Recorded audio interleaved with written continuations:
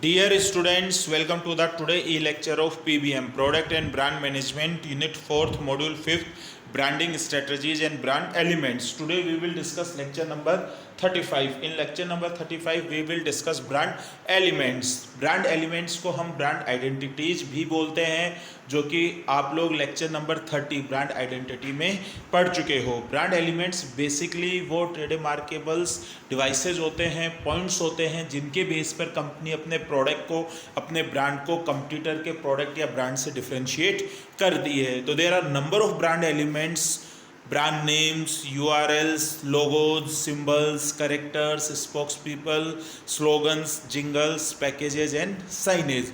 We will discuss all these brand elements one by one. First brand element is brand name.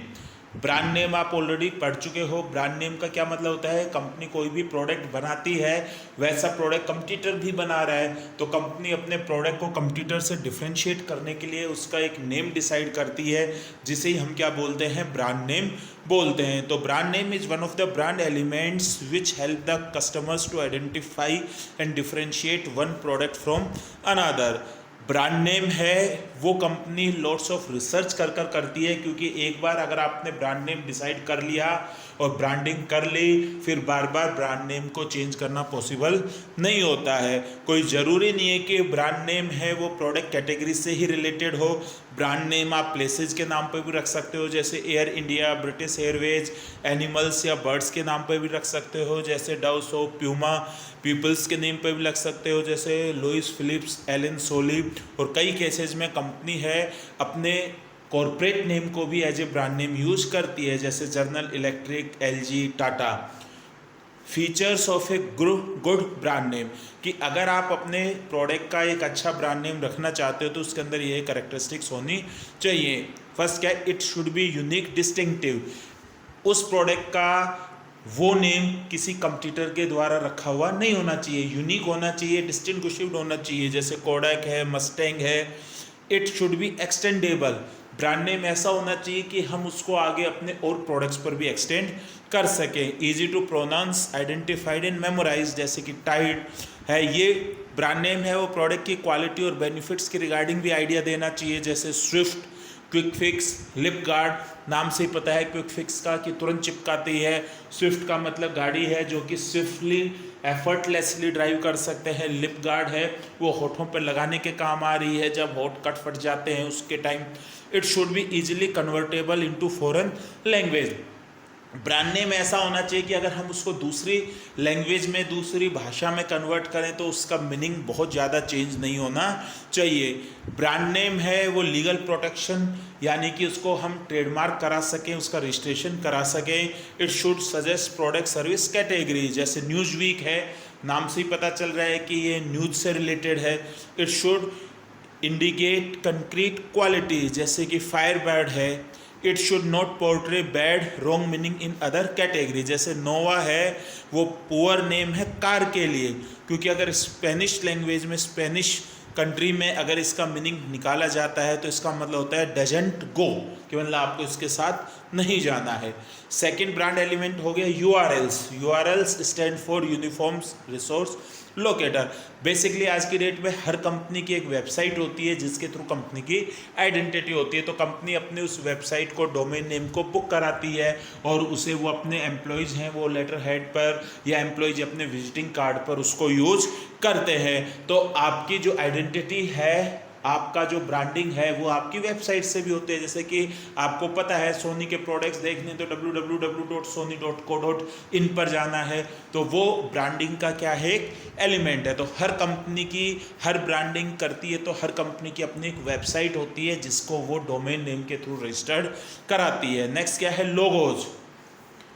लोगो है वो emblem है, कोई graphic picture है या sign है जो कि कंपनी की इमेज को रिप्रेजेंट करता है, तो कंपनी उसे अपने ब्रोशर्स पर, एनुअल रिपोर्ट पर, लेटर हेड पर, बिजनेस कार्ड पर, इसके अलावा ऑडियो विजुअल या प्रिंट मीडिया में एडवर्टाइजमेंट करती है, वहाँ पर यूज करती है। तो लोगो भी एक ब्रांडिंग का क्या है? एलिमेंट है। किसी ने शूज़ पहने हुए हैं, उस पर अगर 3 स्ट्रिप्स बनी हुई है तो ईजिली आप आइडेंटिफाई कर लोगे कि ये नाइकी का शूज़ है। अगर सॉरी ये एडिडास का शूज़ है, और अगर वहाँ पर एक स्क्वैश का है निशान बना हुआ है तो आप इजीली आइडेंटिफाई कर लोगे कि ये नाइकी का है। इसी तरीके से आपने किसी कंपनी का कोई लोगो देखा, जैसे कि बैंक है, उसमें बिल्कुल राइट है टिक का निशान आ रहा है, तो आप समझ जाओगे कि ये क्या है, यस बैंक है। तो हर कंपनी का, हर ब्रांड का अपना क्या होता है, लोगो होता है, जिसके थ्रू आप उसको आइडेंटिफाई कर सकते हो। नेक्स्ट क्या है, सिंबल्स। सिंबल्स हैं वो कंपनी की इमेज को इन्हांस करने के काम आते हैं और कंपनी की इमेज को आइडेंटिफाई करने के काम आते हैं। तो सिंबल कुछ भी हो सकता है, जैसे फिजिकल सिंबल भी हो सकता है, जैसे कि सिंडिकेट बैंक है, उसका सिंबल है अल्सेशियन डॉग है। एप्पल है, वो एप्पल कंप्यूटर्स को रिप्रेजेंट करता है। गट्टू स्मॉल किड है, वो एशियन पेंट्स को रिप्रेजेंट करता है। फेमस पर्सनैलिटी भी हो सकते हैं, जैसे माइकल जॉर्डन है, वो नाइकी को रिप्रेजेंट करता है। कलर भी हो सकता है, जैसे कि कोडक के लिए येलो कलर, HDFC बैंक है उसका नेवी ब्लू कलर है। एक म्यूजिकल पीस भी हो सकते हैं, जैसे सिग्नेचर ट्यून टिंग टिंग टिन ब्रिटानिया की है, टाइटल की है, एयरटेल की है। तो ये भी ब्रांडिंग के एलिमेंट्स हैं जो कि एक ब्रांड को दूसरे ब्रांड से डिफ्रेंशिएट करने के काम आते हैं। नेक्स्ट क्या है, स्लोगन्स। स्लोगन्स को हम टैगलाइंस भी बोलते हैं, पंच लाइन्स भी बोलते हैं। ये भी ब्रांडिंग का एलिमेंट है जो कि एक कंपनी के प्रोडक्ट को दूसरी कंपनी के प्रोडक्ट से डिफरेंशिएट करने के काम आता है। तो बेसिकली जो स्लोगन होते हैं वो शॉर्ट फ्रेजेज होती हैं जो कि डिस्क्रिप्टिव या परसुएसिव इंफॉर्मेशन उस ब्रांड के बारे में कम्युनिकेट करती हैं। स्लोगन्स हैं वो ब्रांडिंग के पावरफुल डिवाइसेज हैं, क्योंकि स्लोगन के थ्रू उस ब्रांड की इमेज है, उस ब्रांड की मीनिंग है, वो कस्टमर को पता चलती है। जैसे कि फॉर एग्जांपल जिंदगी के साथ भी, जिंदगी के बाद भी, LIC का है, तो बहुत मीनिंगफुल है कि जब तक आपकी लाइफ है, जब तक भी आपको इससे बेनिफिट मिलेगा, और आपकी डेथ हो जाती है तो उसके बाद आपकी फैमिली को भी इंश्योरेंस पॉलिसी से बेनिफिट मिलेगा। दाग अच्छे हैं, सर्फ एक्सेल का स्लोगन है, तो वो बच्चों को और ज़्यादा इनकरेज करता है कि वो दाग का ध्यान नहीं दें, कीचड़ में, गंदगी में खूब खेले कूदे, जो दाग है वो सर्फ एक्सेल निकाल देगा। तो ये क्या है, स्लोगन्स हैं जो कि ब्रांडिंग की मीनिंग को कम्युनिकेट करते हैं। तो बेनिफिट्स क्या हो जाते हैं स्लोगन के, पहला क्या है, जो स्लोगन है वो ब्रांड इक्विटी को बिल्ड करने के काम में आता है, अवेयरनेस के काम आता है। जैसे कि टेस्ट द थंडर बोलते ही तुरंत थम्स अप है वो माइंड में आता है। Mango Frooti, fresh and juicy बोलते ही तुरंत है फ्रूटी माइंड में आता है। तो ब्रांड अवेयरनेस है उस स्लोगन के थ्रू हाई होती है। नेक्स्ट क्या है कि स्लोगन है वो ब्रांड अवेयरनेस को बिल्ड करते हैं, उसके साथ ही वो ब्रांड और प्रोडक्ट की कैटेगरी के बारे में भी बताते हैं। जैसे if you are not wearing Dockers, you are just wearing pants. तो ब्रांडिंग के बारे में बताते हैं कि भाई ये है क्लोथिंग कैटेगरी में है और ये पेंट्स बनाती है, उसका ये क्या है, ये ब्रांड है। तो ब्रांड है वो अवेयरनेस करने के अलावा स्लोगन्स है वो उस प्रोडक्ट और उस ब्रांड के बारे में रिलेशनशिप भी क्या करते हैं, एस्टेब्लिश करते हैं। इनोवेशन इन यू फिलिप्स है, तो बता रहे कि इनोवेटिव टेक्नोलॉजी है, इनोवेटिव प्रोडक्ट्स को टाइम टू टाइम लॉन्च करता रहता है। एप्पल का थिंक डिफरेंट है, तो ये बता रहा है कि जो टेक्नोलॉजिकली प्रोडक्ट है उसमें एप्पल बिल्कुल अलग से डिफरेंटली नई टेक्नोलॉजी लेकर आता है। Slogans can help to reinforce the brand positioning and desired point of difference. Slogan है वो बेसिकली एडवर्टाइजमेंट कैंपेन के साथ रन किए जाते हैं एज ए टैगलाइन, जिससे कि जो एडवर्टाइजमेंट की एफिशिएंसी है वो क्या होती है, इंक्रीज होती है। नेक्स्ट क्या है, ब्रांड एलिमेंट कैरेक्टर्स। बेसिकली वो सिंबल्स जो कि ह्यूमन या रियल लाइफ कैरेक्टर्स के साथ एसोसिएट किए जाते हैं उन्हें हम क्या बोलते हैं, कैरेक्टर्स, जो कि कई बार कंपनी फिक्टिशियस कैरेक्टर्स को भी बनाती है। जैसे वोडाफोन का जूजू है, पिल्सबरी का पॉपिंस, फ्रेश डफ बॉय है, पीटर पैन पीनट बटर का कैरेक्टरिस्टिक है, इसके अलावा टोनी द टाइगर है, इसके अलावा एशियन पेंट का गट्टू है। तो ये सारे के मिस्टर रोनाल्ड है, मैकडोनल्ड्स का हनी रैबिट है, हनी बनी रैबिट है, डूरेसेल का। तो ये सारे के सारे क्या है, फिक्टिशियस कैरेक्टरिस्टिक्स हैं, तो जो कि ब्रांडिंग को इन्हांस करते हैं। तो कैरेक्टर्स भी क्या होते हैं, ब्रांड एलिमेंट्स होते हैं। नेक्स्ट क्या है, jingles. Jingles basically musical message होते हैं जो कि प्रोफेशनल सॉन्ग राइटर्स लिखते हैं और अच्छे कंपोजर हैं उनको कंपोज करते हैं और कंपनी अपने एडवर्टाइजमेंट के थ्रू शो करती है, तो जिंगल्स है वो कस्टमर की मेमोरी में स्टोर हो जाते हैं। जैसे दूध सी सफ़ेदी निरमा से आए, रंगीन कपड़ा भी खिल खिल जाए, 2 मिनट रुक सकते हैं, सर के बल चल सकते हैं, क्योंकि बड़ी जोर की भूख लगी, मैगी चाहिए मुझे अभी, बढ़ते भारत की नई पहचान हमारा बजाज। तो ये क्या है, जिंगल्स हैं और ये काफ़ी फेमस जिंगल्स हैं, तो इससे भी ब्रांड की आइडेंटिटी क्रिएट होती है। नेक्स्ट क्या है, पैकेजिंग।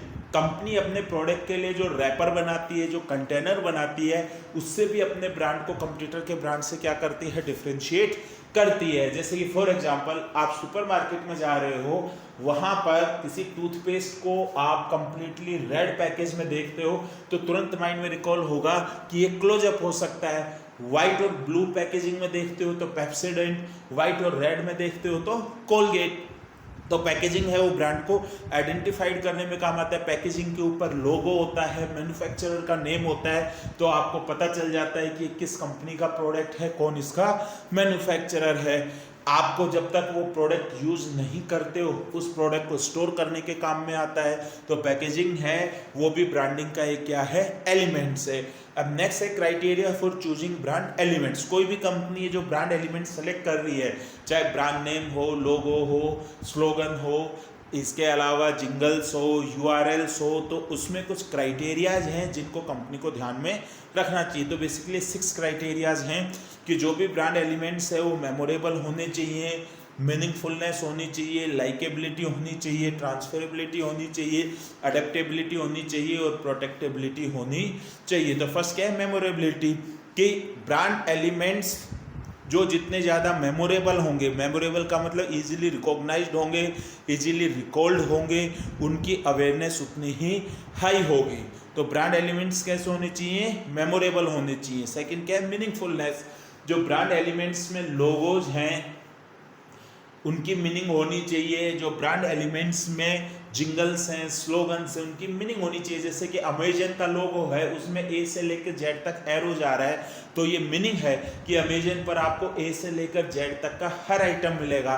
फेडेक्स में अगर आप देखोगे बीच में एरो आ रहा है तो इट मीन्स वो डिलीवरी के लिए रिलेटेड है, तो उनकी क्या है, लोगों की मीनिंग है। ऑडी के जो 4 सर्किल आ रहे हैं वो 4 कंपनीज के अमलगमेशन या मर्जर को रिप्रेजेंट करते हैं। एलजी का जो लोगो है वो एक स्माइली की फॉर्म में है, तो वो मीनिंगफुल है कि एलजी के प्रोडक्ट्स हैं वो आपको खुशियाँ देते हैं।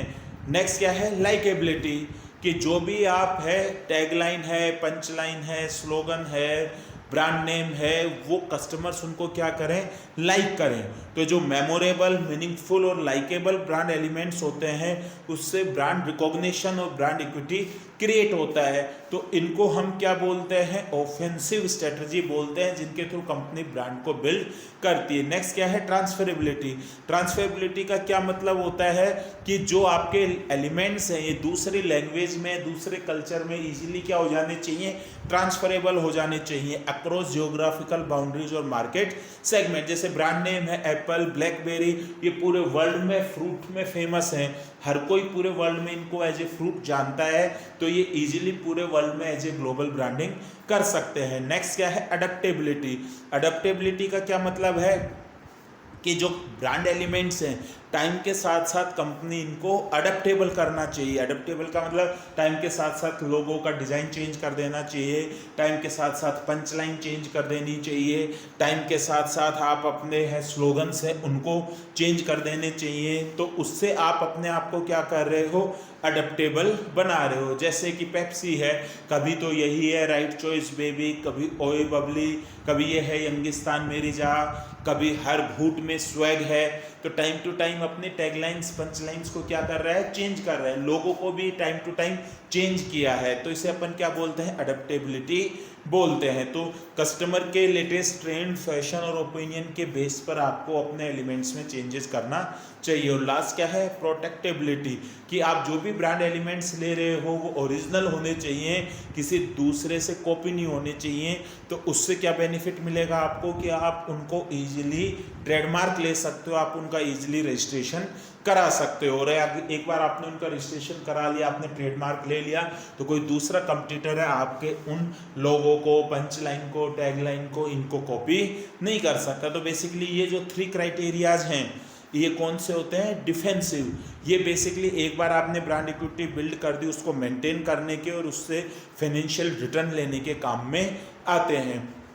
जितने भी ये ब्रांड एलिमेंट्स हैं, पॉसिबल नहीं है कि आप सारे के सारे क्राइटेरियाज को फॉलो करो।